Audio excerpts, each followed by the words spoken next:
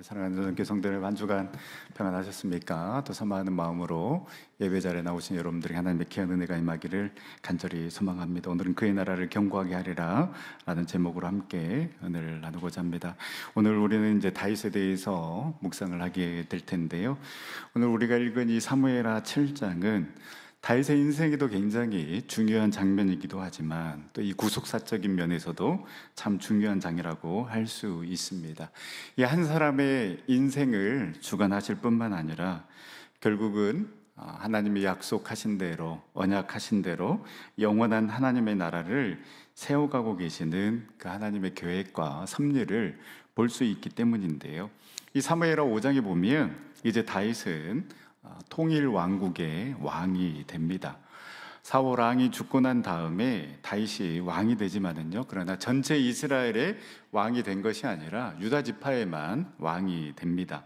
그렇게 3년 6개월을 유다 지파의 왕으로 있다가 사무엘 5장에 비로소 통일 왕국의 왕이 되면서 전체 이스라엘을 다스리게 됩니다. 이렇게 왕이 된 다음에 사무엘하 6장에 보면 다윗은 법궤를 예루살렘으로 옮겨오면서 이제 이 나라는 하나님이 통치하시는 나라임을 분명하게 보여줍니다. 그리고 사무엘하 7장에 오면 다윗은 이 한 가지 마음을 품게 되는데요. 우리 사무엘하 7장 1절에서 2절 말씀 우리 다 같이 한번 읽어보도록 하겠습니다.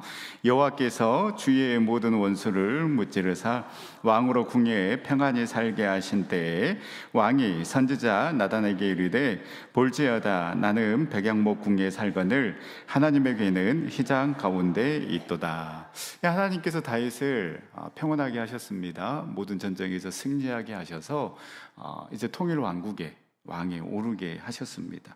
이렇게 평안하게 하셨는데 나는 이렇게 백악목 궁에 거하면서 잘 지내고 있는데 이 하나님의 괴는 휘장 가운데 있는 그 모습을 보며 다윗이 너무 마음 아파합니다. 사람이 평안하면 어떻습니까? 그 평안이 나에게로부터 온 것으로 착각하고 교만해지고 그리고 그것을 내 마음대로 누리려고 합니다. 그러면서 하나님 없이도 잘 살 수 있지 않을까? 내가 주인이 되어서 점점 타락의 길을 걷게 되는 것이 일반적인 과정입니다. 그런데 다윗은 오히려 평안할 때 하나님께서 그 다윗에게 축복을 주셨을 때에 오히려 다윗은 하나님의 전을 건축할 마음을 가진 것입니다. 이 마음을 가졌다는 것 자체가 내가 지금 누리고 있는 이 평안이 하나님께로부터 온 것임을 다윗은 인정했기 때문이라고 할 수 있습니다. 조금만 성공하면 교만하고 조금만 잘 나가면 마치 자기가 이 모든 것을 이룬 것처럼 자아도취 가운데 살아가고 있는 사람이 있는 반면에 이 모든 것 주님으로부터 온 것임을 인정하고 하나님이 내 삶을 통해서 원하시고 하나님께서 내 삶을 통해서 이루시고자 하시는 것이 무엇일까를 계속해서 고민하는 믿음의 사람들이 있습니다. 저희 교회 한 성도님 부부는 제가 이제 직분을 이야기하면 다 아실 것 같아서 이 통일 한국을 준비하고 계시는데요. 이 통일이 되면 북한 선교를 위해서 또 북한의 교회를 세우기 위해서 적금을 들고 있다는 말을 제가 들었습니다. 어찌 돈 들어가는 곳이 없겠습니까? 또 은퇴 이후에 노후 자금을 위해서 충분히 사용할 수도 있겠지만 그러나 누군가는 그 해야 할 일을 준비해야 하기 때문에 필요한 때에 아름답게 쓰임받기 위해서 그 준비하시는 모습이 너무나도 감동적이었습니다. 경영학 이론에 돈을 벌려면 고객을 설득하려고 하지 말고 감동하게 해라. 고객은 설득당하는 것을 싫어한다라는 말이 있습니다. 저는 이 고객이라는 단어에 하나님이라는 단어를 집어넣어도 무방하다고 생각합니다. 하나님을 감동시켜라. 하나님을 설득하려고 하지 말고 하나님을 감동하게 해라. 하나님은 설득당하는 것을 싫어하신다. 그렇습니다. 하나님은 우리에게 설득당하는 분이 아니십니다. 여러분, 하나님을 설득하려고 하지 말고 하나님을 감동시키는 삶을 살아갈 수 있기를 간절히 소망합니다. 하나님의 마음을 감동시킨 다윗에게 사도행전 13장 22절에 보면 다윗을 왕으로 세우시고 증언하여 이르시되 내가 이새의 아들 다윗을 만나니 내 마음에 맞는 사람이라 내 뜻을 다 이루리라. 여러분, 하나님께로부터 이 말을 듣는다라면 얼마나 축복받은 인생입니까?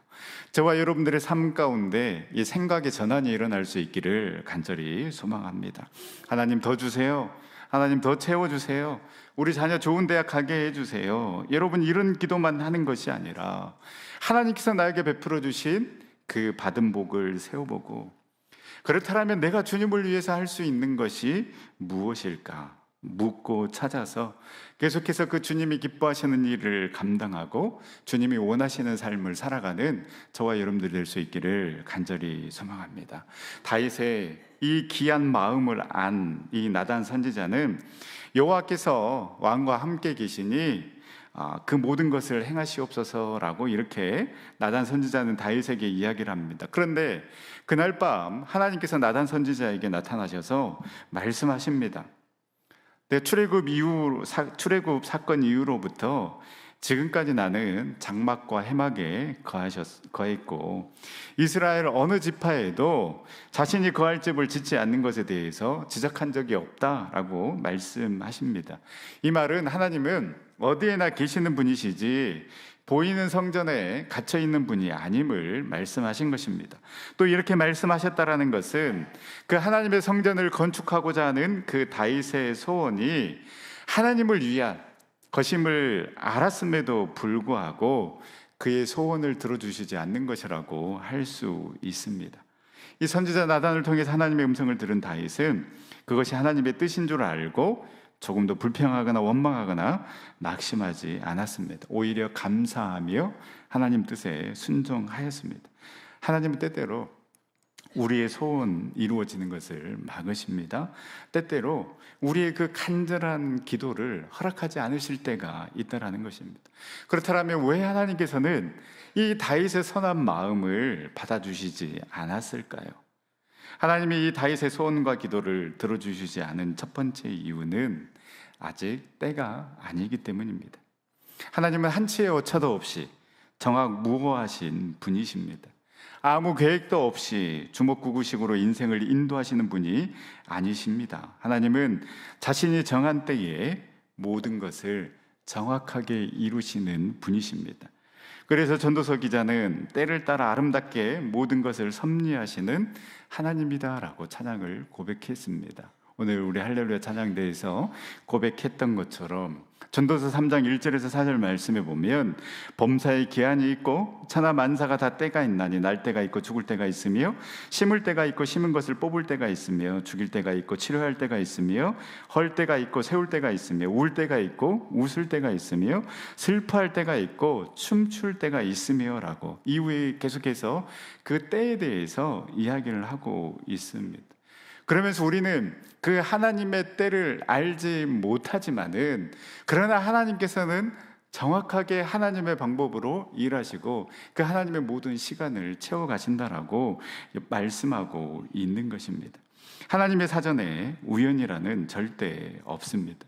특별히 신약성경에는 때가 찼고 때가 이름에 때가 됨에 이 하나님의 때를 이르는 말씀이 계속해서 나오는데요, 하나님은 정확한 때에 그 맹인의 눈을 뜨게 하셨고 때가 되어 죽은 자를 살리셨고 때가 참에 때가 찼을 때에 하나님께서는 예수 그리스도를 이 땅에 보내셔서 인류를 구원하시기 위한 그 계획을 실행시켜 나가셨습니다.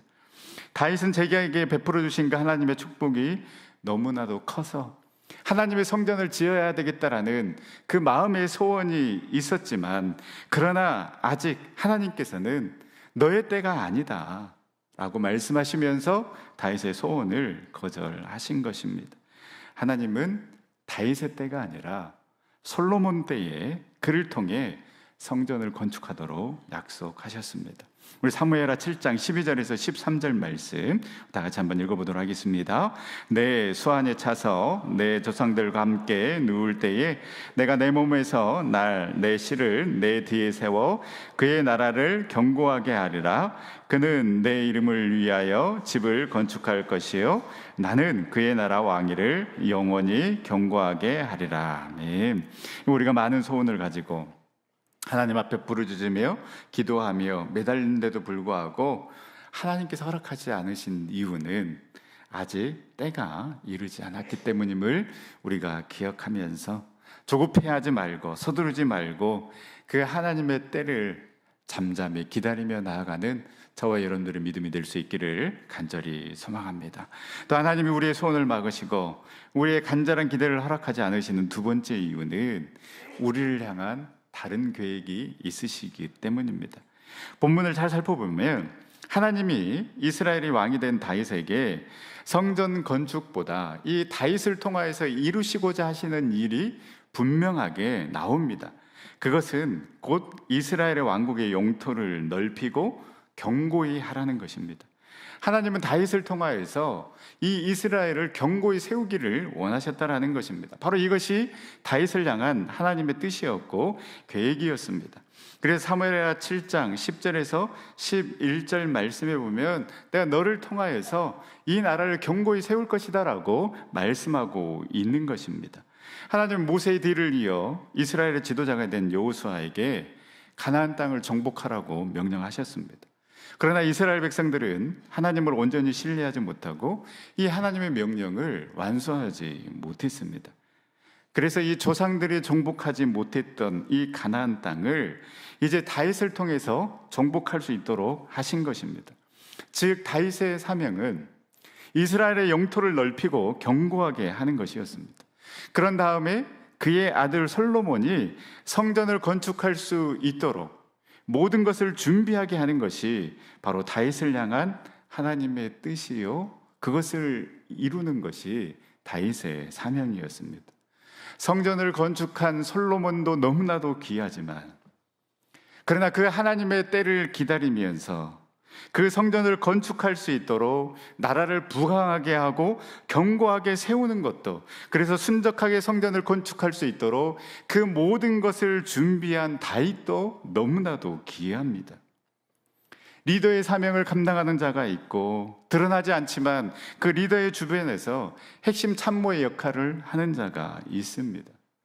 그것이 그 사람에게 더 맞는 사명인 것입니다.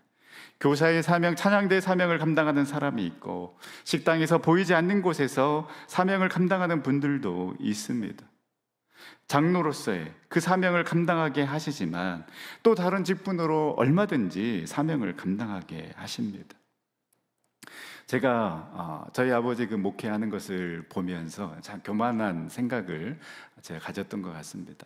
이 아버지는 열심히 목회하셨는데 이 다른 목사님들과 비교할 수 없을 정도로 정말 그 목회에만 관심 가지고 그렇게 하나님 중심으로 목회를 하시는데 왜 이 교회는 부흥하지 않을까라는 그러한 그 생각을 하면서 우리 아버지 목회는 실패했구나 라고 제가 그렇게 제 스스로 결론을 내린 적이 있습니다. 그런데 저도 이제 목사 안수를 받고 목회를 하면서 깨달은 것이 아버지는 심는 목회, 그 뿌리는 목회를 하셨구나라는 것을 깨달았습니다.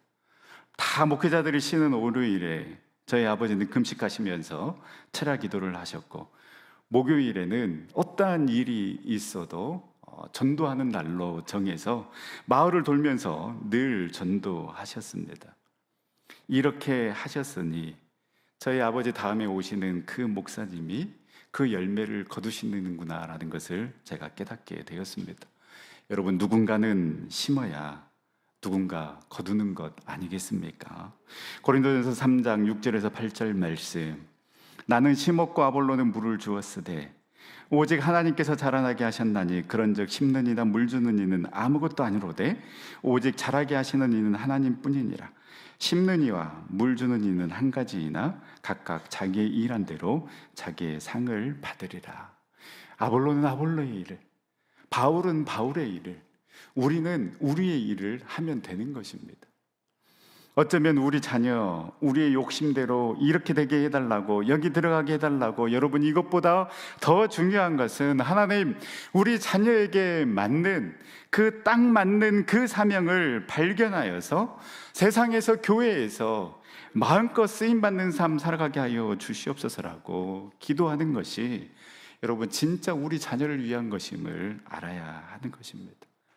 비교하지 마시고, 또 비교하면서 실망하지도 마시고, 또 나는 이렇게 하는데 왜 저 사람은 나처럼 못하지라고 비난하지도 마시고, 이것이 나의 역할이고 저것이 저 사람의 역할이 있는구나, 이것이 나에게 맡겨주신 사명이구나라는 것을 깨닫고 그 맡겨주신 자리에서 묵묵히 그 각자의 사명을 감당하며 나아가는 저와 여러분들 될 수 있기를 간절히 축복합니다.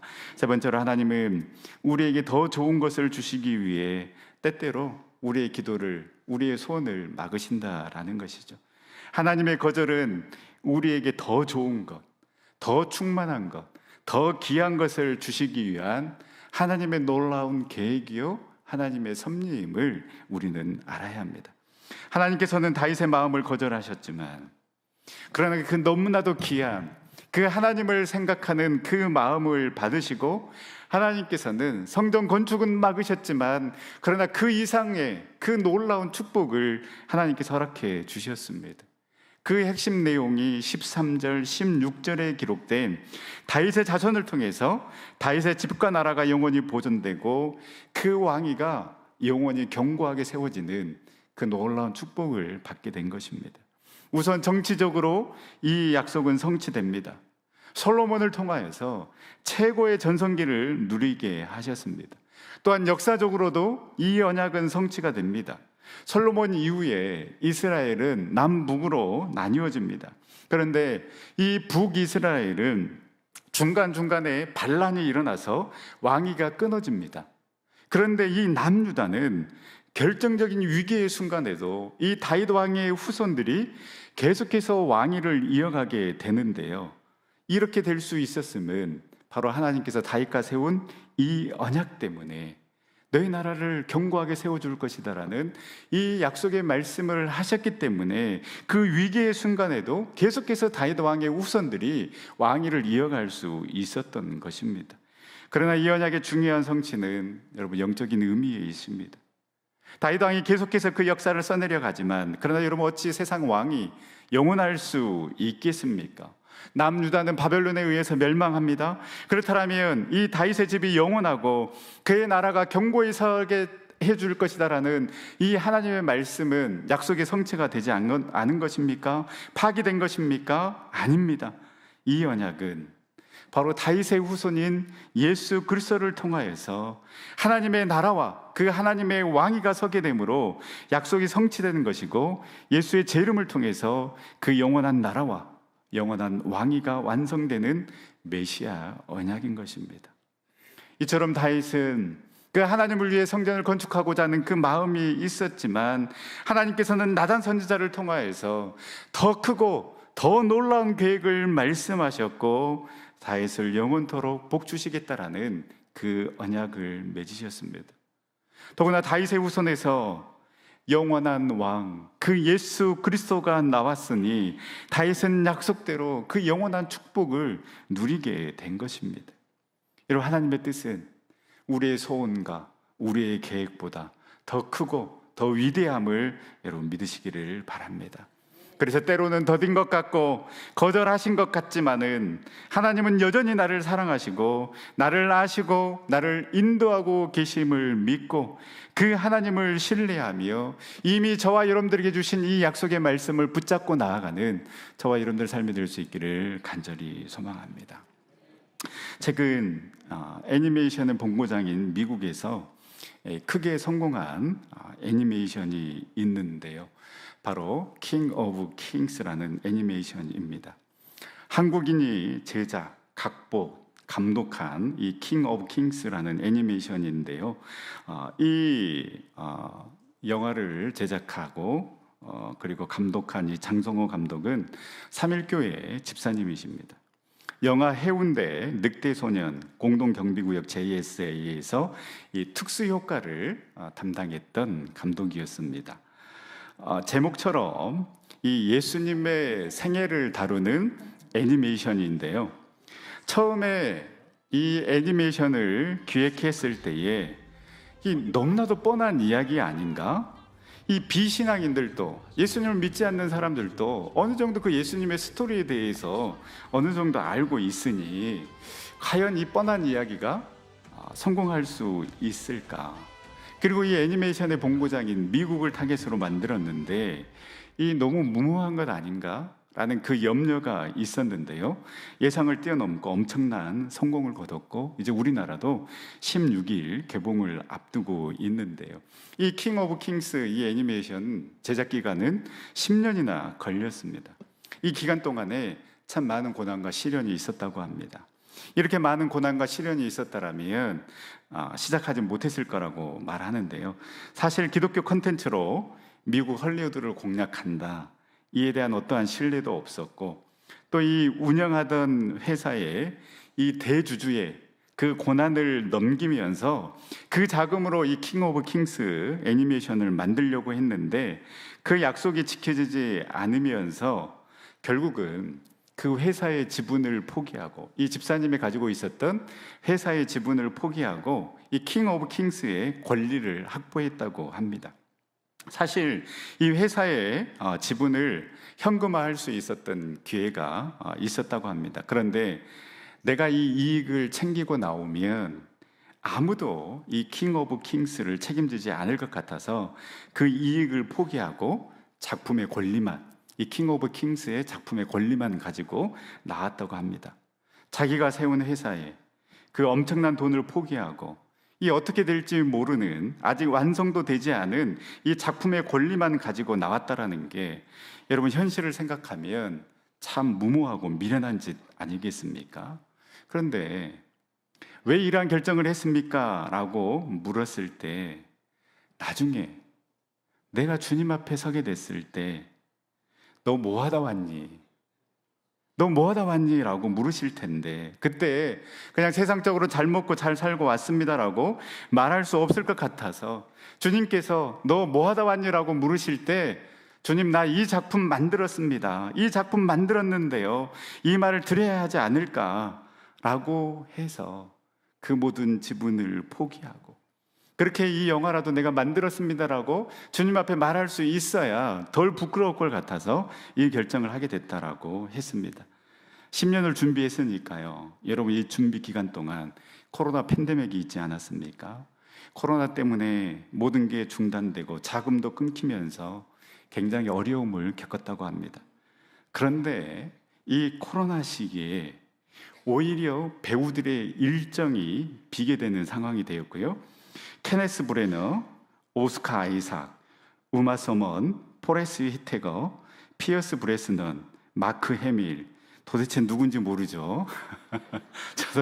저도 모르겠습니다. 그런데 이분들이 굉장히 헐리우드에서 유명한 배우로, 화려한 배우들이라는 것입니다. 그런데 이 코로나 기간 때문에 이분들을 섭외할 수 있었다고 합니다.